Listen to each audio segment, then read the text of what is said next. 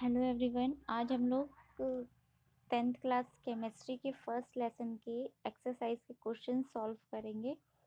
तो इसमें पहला क्वेश्चन है, why should a magnesium ribbon be clean before burning in air. तो पूछा है कि जो मैग्नीशियम रिबन होता है उसे हमें बर्न करने से पहले क्लीन क्यों करना पड़ता है। तो इसका आंसर सबको पता ही होगा, ताकि जब हम उसे क्लीन करते हैं तो उसमें प्रेजेंट सारी इम्प्योरिटीज़ जो है वो रिमूव हो जाती है। प्लस अगर मैग्नीशियम रिबन के ऊपर जो ऑक्साइड की लेयर जम जाती है वो भी रिमूव हो जाती है। तो ये सजेस्ट किया जाता है कि मैग्नीशियम रिबन को बर्न करने से पहले उसे सैंड पेपर से रब किया जाए, ताकि उसकी सारी इम्प्योरिटीज़ रिमूव हो सके और हमें क्लीन मैग्नीशियम ऑक्साइड ऑब्टेन हो सके आफ्टर बर्निंग। ठीक है, तो यही चीज़ इसमें लिखी है। Magnesium ribbon is very reactive metals when stored it react with oxygen to form a layer of magnesium oxide on its surface. This layer of magnesium oxide is quite stable and prevent further reaction of magnesium with oxygen. The magnesium ribbon is cleaned by sandpaper to remove this layer so that the underlying metals can be exposed into air. ठीक है, next question है, हमें balance equation लिखनी है hydrogen और chlorine का। तो हम सबको पता है कि हाइड्रोजन का फॉर्मूला जो है वो H2 होता है, ठीक, और क्लोरीन जो होता है वो होता है Cl2।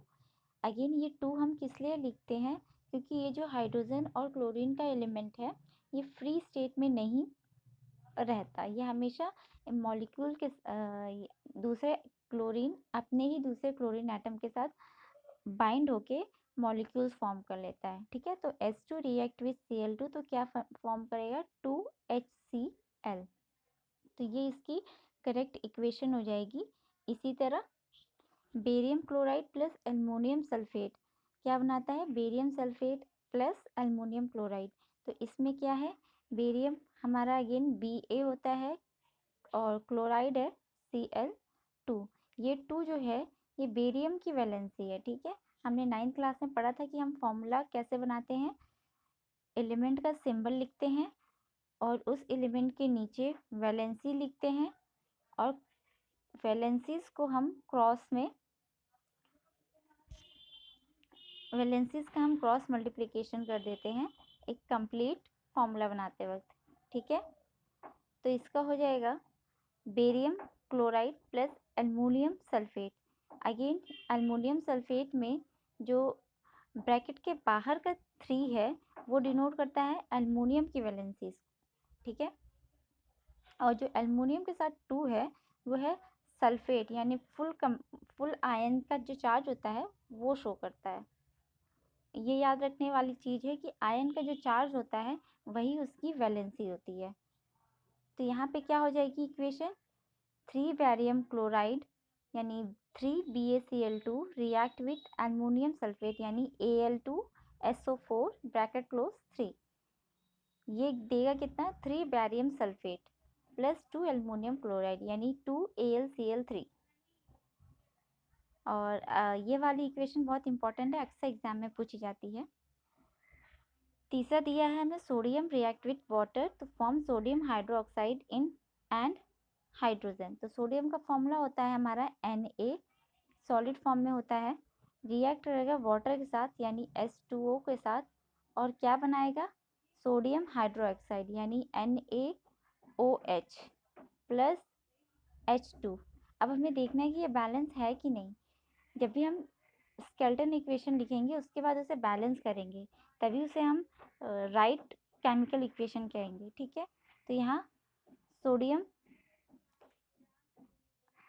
तो बैलेंस है बट हाइड्रोजन बैलेंस नहीं है, तो हाइड्रोजन को बैलेंस करने के लिए हम कोफिशिएंट का यूज़ करेंगे, मल्टीप्लाई करेंगे इसे 2 से।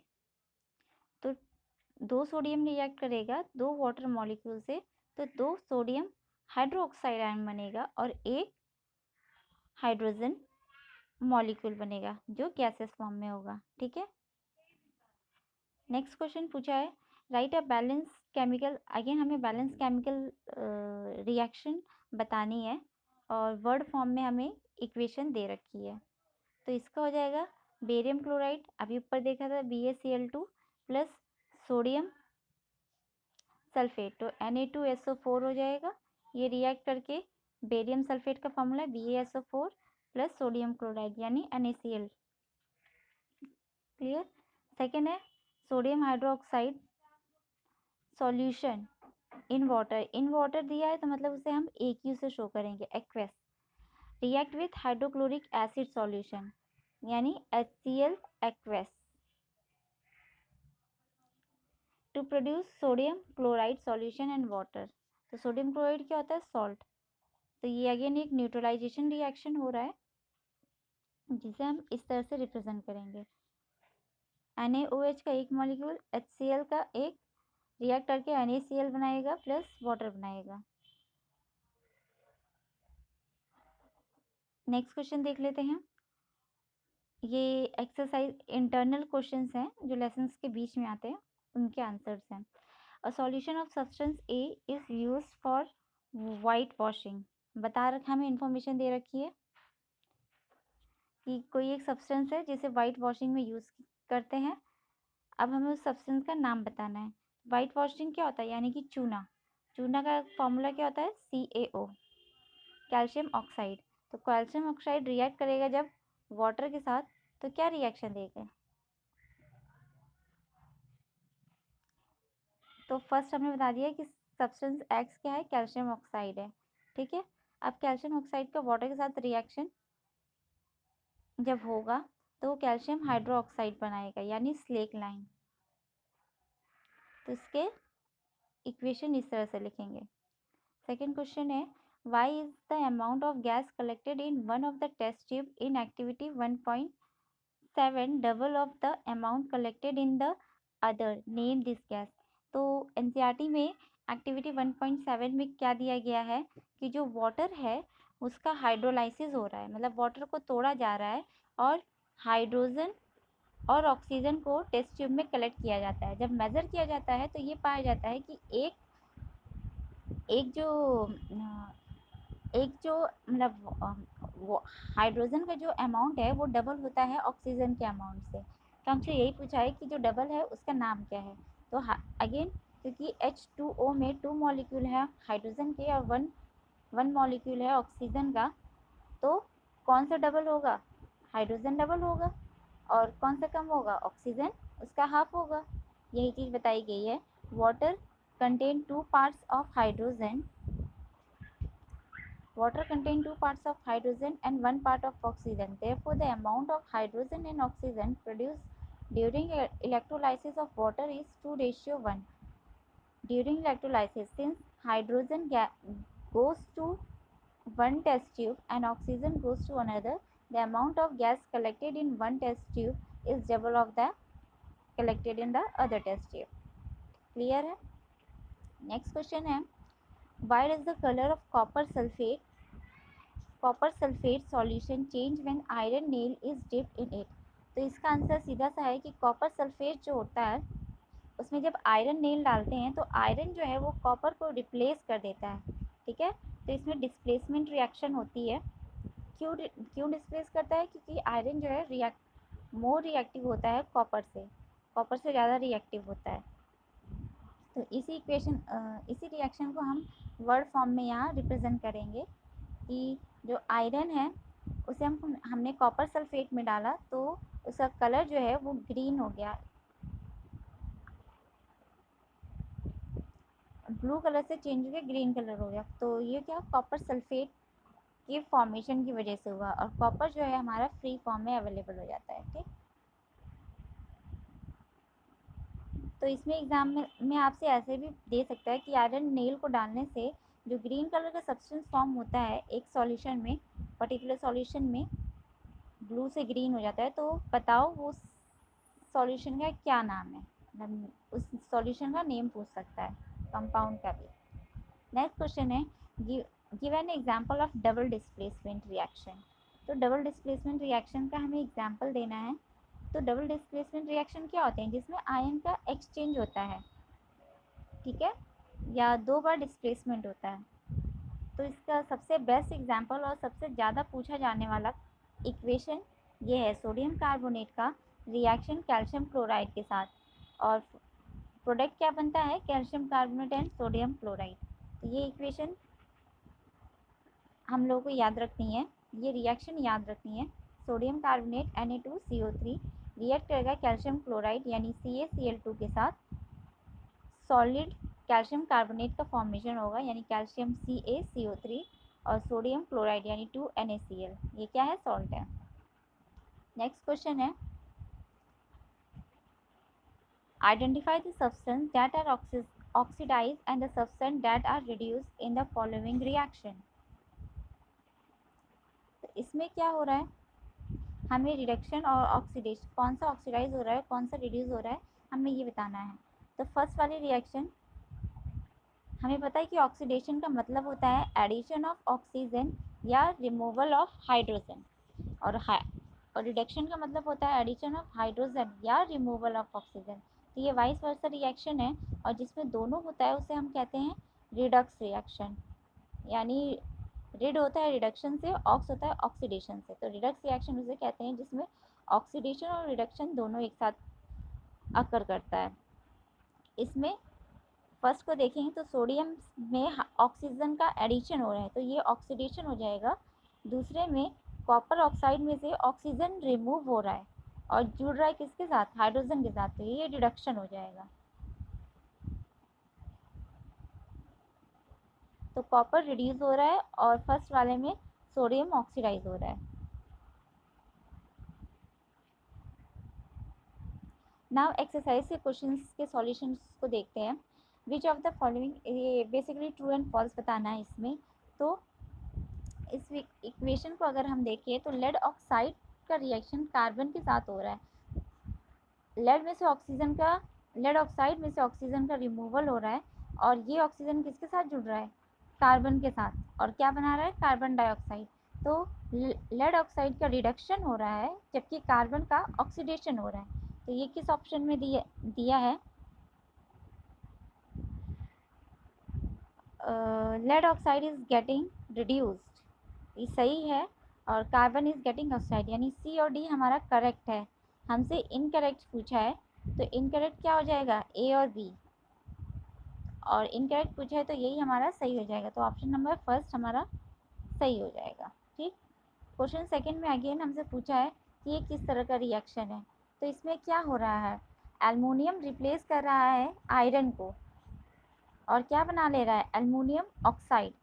तो ये किसका एग्जाम्पल हुआ, ये डिस्प्लेसमेंट का हुआ क्योंकि आयरन को डिस्प्लेस कर रहा है। तो इसका ऑप्शन डी सही हो जाएगा। नेक्स्ट क्वेश्चन है, what happen when dilute hydrochloric acid is added to iron filling.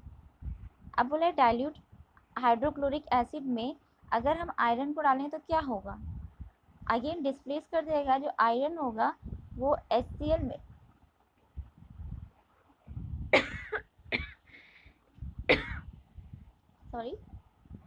HCl के साथ रिएक्ट करेगा और हाइड्रोजन को रिप्लेस कर देगा,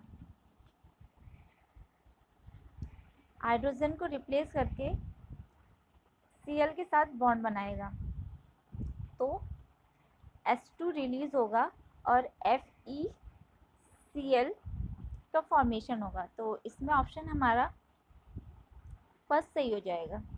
ठीक, नेक्स्ट क्वेश्चन है, what is balanced chemical equation, why should chemical equations be balanced। तो अगेन बैलेंस केमिकल इक्वेशंस वो होती है जिसमें रिएक्टेंट, नंबर ऑफ रिएक्टेंट जो होता है वो इक्वल होता है नंबर ऑफ प्रोडक्ट के। ठीक है, मीन्स रिएक्शन के टाइम पे जितने भी एलिमेंट्स इन्वॉल्व थे उनका नंबर जो है वो प्रोडक्ट फॉर्मेशन के बाद भी सेम होता है। और ऐसा किस लिए होता है, law of conservation of mass की वजह से, जो कहता है कि mass can neither be created nor be destroyed, it can only change from one form to another form. उसके बाद इसी क्वेश्चन में दूसरा पार्ट पूछा है, why should chemical equation be balance. तो again law of conservation of mass को show करने के लिए। ठीक है, तो इस चीज़ को हम कैसे लिखेंगे, a reaction has an equal number of atoms of the elements on both sides of the chemical equation called balanced chemical equation. A law of conservation of mass states that mass can neither be created nor be destroyed. Hence, chemical reaction, the total mass of reactant should be equal to total mass of product. It means that total number of atom of element should be equal on both sides of chemical equation. Hence, it is for this reason that chemical equation should be balanced. Next question है हमारा, translate the following statement into chemical equations and then balance them. मतलब इन्हें पहले equation form में लिखना है, फिर उसे बैलेंस भी करना है। तो अगेन हाइड्रोजन गैस बोला है तो यानी H2 ब्रैकेट में G लिखेंगे। रिएक्ट कर रहा है नाइट्रोजन के साथ यानी N2 के साथ, ब्रैकेट में G लिखेंगे। फॉर्म कर रहा है अमोनिया यानी NH3, ये भी गैस है। अब इसे हम बैलेंस करेंगे, हाइड्रोजन में 3 ऐड करेंगे और अमोनिया में 2। ठीक, तो ये हमारी बन गई बैलेंस्ड इक्वेशन। यहाँ पे ये मेंशन करना ज़रूरी है ये स्टेट, किस स्टेट में हमारा एलिमेंट है, सॉलिड है, लिक्विड है, गैसेस है, तभी हमारी इक्वेशन कंप्लीट होती है। इसी तरह हाइड्रोजन सल्फाइड गैस दे रखा है, बर्न कर रही है एयर में यानी ऑक्सीजन में, to give water and sulphur dioxide. Sulphur dioxide gas form में निकलेगी। ठीक है, इसी को रिप्रेजेंट करेंगे तो 2H2S plus 3O2 gas react 2H2O plus 2SO2। Again barium chloride का रिएक्शन है अल्मोनियम सल्फेट के साथ। ये क्या देगा, aluminium chloride and precipitate of barium sulphate. Barium sulphate जो है वो वाइट कलर का होता है। ठीक है, इसे हम प्रिसिपिटेशन रिएक्शन भी कहते हैं क्योंकि इसमें प्रिसिपिटेट फॉर्म होता है। और प्रिसिपिटेट क्या होता है, वो ऐसा सब्सटेंस जो सॉल्युबल ना हो वाटर में। ठीक है, इसे रिप्रेजेंट इस तरह से करेंगे, barium chloride aqueous plus aluminium sulphate aqueous. Aluminium sulphate का फॉर्मूला ध्यान से लिखना क्योंकि इसमें डबल ब्रैकेट लगा के 3 बाहर लिखा जाता है। एल्युमिनियम क्लोराइड बनता है और बेरियम सल्फेट बनता है। ठीक है,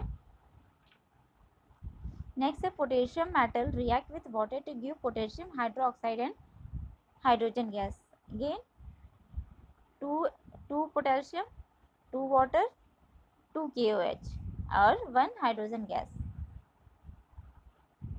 नेक्स्ट क्वेश्चन अगेन बैलेंस करना है इसे, तो इसमें ये बैलेंस करके दिखाया है, सेम तरह का है।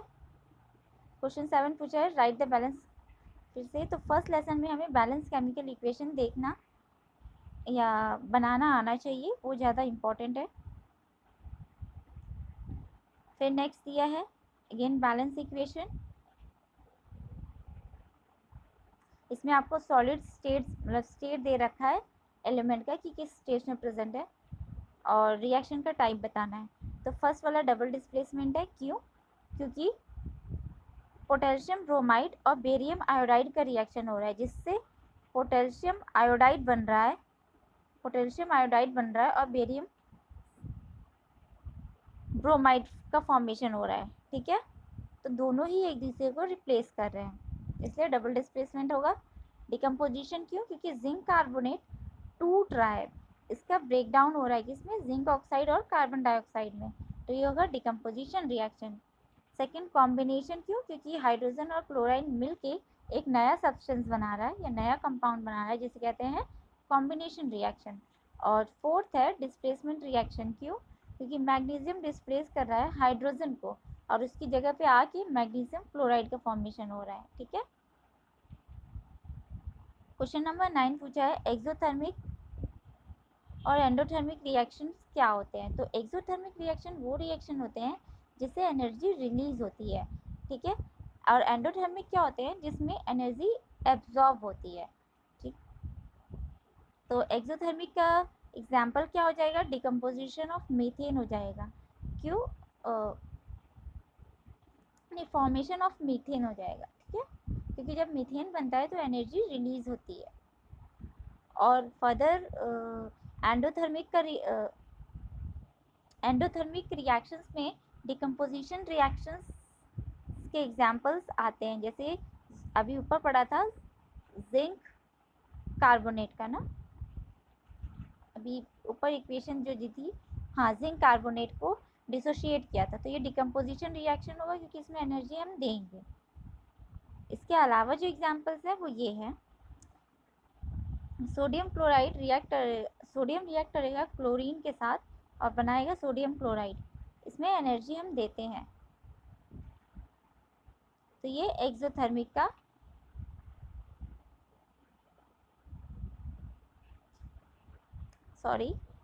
इसमें जो है ये एक्सोथर्मिक का एग्जाम्पल है। क्यों? क्योंकि एनर्जी जो है वो रिलीज हो रही है। ठीक है, बाकी एनसीईआरटी में और भी एग्जाम्पल दिए हैं। फिर सेकेंड एग्जाम्पल ये ग्लूकोज का है एक्सोथर्मिक में। नेक्स्ट है, why is respiration considered as exothermic reaction. जब हम रिस्पायर करते हैं तो एनर्जी रिलीज होती है, इसीलिए ये एक्सोथर्मिक होता है। क्योंकि एक्सोथर्मिक की डेफिनेशन क्या है? Energy is release during chemical reaction. Energy is required to support life. Energy in our body is obtained from food we eat. During digestion, large amount of food are broken down into simple substance such as glucose. Glucose combined with oxygen in the cell and provide energy. The special name of combustion reaction is respiration. Since energy is released in this whole process, it is exothermic process. तो इसे हम इस तरह से show करेंगे, NCERT की book में भी दिया गया है।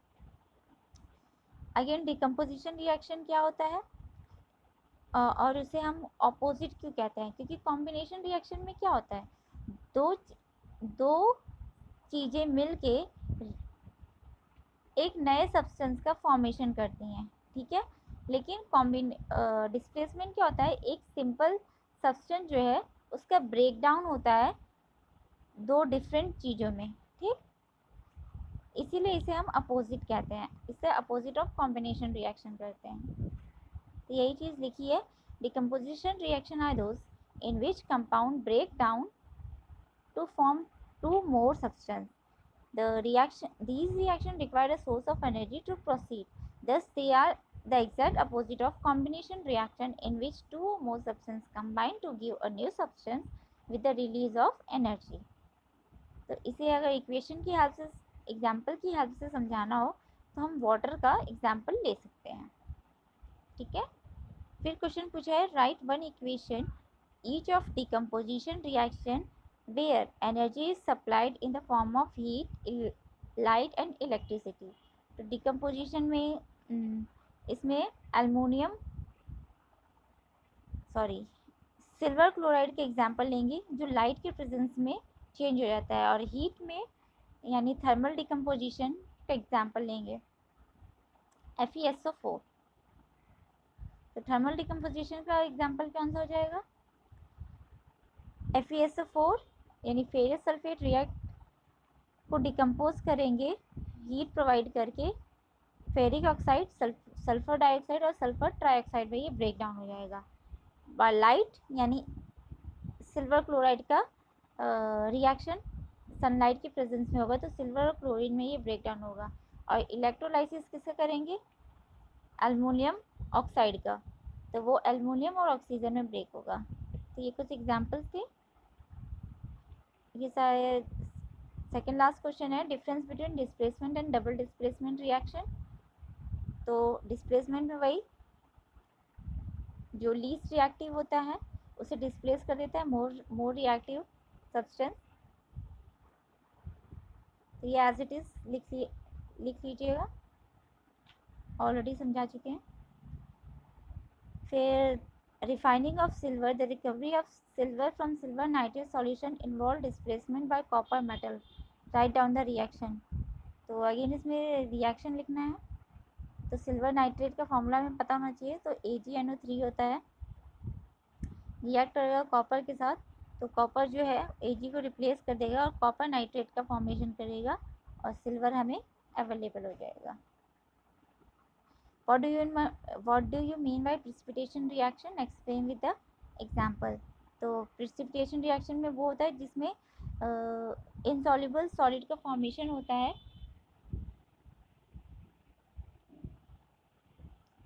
इसका एग्जाम्पल है सोडियम कार्बोनेट का जब रिएक्शन होता है कैल्शियम क्लोराइड के साथ, तो कैल्शियम कार्बोनेट फॉर्म और सोडियम क्लोराइड बनता है। तो सोडियम क्लोराइड तो है वो डिजॉल्व हो जाता है और कैल्शियम कार्बोनेट जो है वो प्रिसिपिटेट के फॉर्म में प्रेजेंट होता है। नेक्स्ट इसका एग्जांपल है सोडियम सल्फेट का रिएक्शन बेरियम क्लोराइड के साथ। तो ये दोनों रिएक्शन बहुत इंपॉर्टेंट है, बहुत ज़्यादा। इन्हें बैलेंस करने के लिए पूछा जाता है, डबल डिस्प्लेसमेंट के एग्जाम्पल के रूप में पूछा जाता है और प्रिसिपिटेशन रिएक्शन के एग्जाम्पल के रूप में पूछते हैं। ठीक है, नेक्स्ट क्वेश्चन है, ये रिडक्शन से रिलेटेड है कि ऑक्सीडेशन और रिडक्शन क्या होता है। तो ऑलरेडी समझा चुके हैं।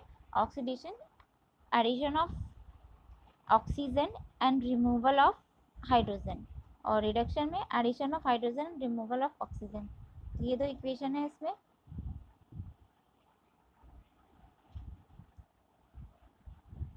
Again question number 17 most important question है। इसमें कॉपर का रिएक्शन वाटर ऑक्सीजन के साथ, तो कॉपर ऑक्साइड बनाता है जो ब्लैक कलर का होता है। इसके कलर नोट याद रखना है हमें कि शाइनी कलर का होता है कॉपर और ब्लैक कलर का होता है कॉपर ऑक्साइड। ठीक।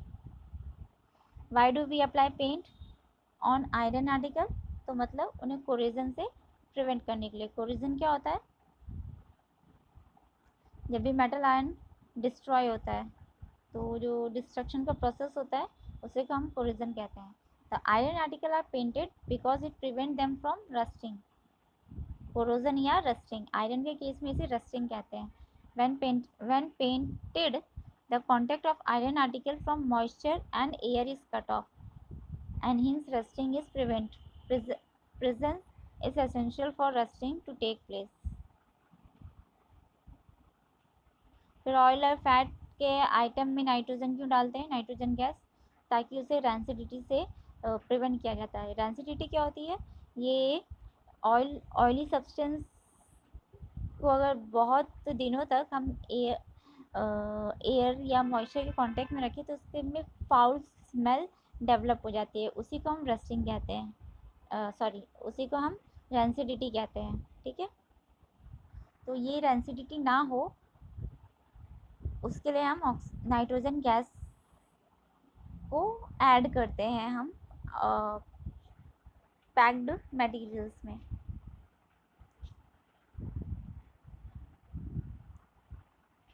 कोरोजन और रैंसिडिटी की डेफिनेशन पूछी है। तो corrosion is defined as a process where material usually metal deteriorate, यानी खराब होना। ठीक है, as a result of chemical reaction with air moisture और केमिकल। तो आयरन का इसमें बताया है हाइड्रेटेड आयरन ऑक्साइड का फॉर्मेशन हो जाता है। डेंसिटी क्या होती है, अभी समझाया था, the process of oxidation of fat and oils that can be easily noticed by change in taste and smell known as rancidity। तो इसका बहुत सारे एग्जांपल है। Storing food in air tight container, कैसे बचा जा सकता है, storing food in refrigerator, adding antioxidant, और storing food in environment of nitrogen. तो ये एक्सरसाइज यहीं कंप्लीट हो गई। आई होप आपको समझ आया होगा, और फिर भी किसी क्वेश्चन के आंसर में कोई डाउट हो तो आप लोग पूछ सकते हैं। Thank you.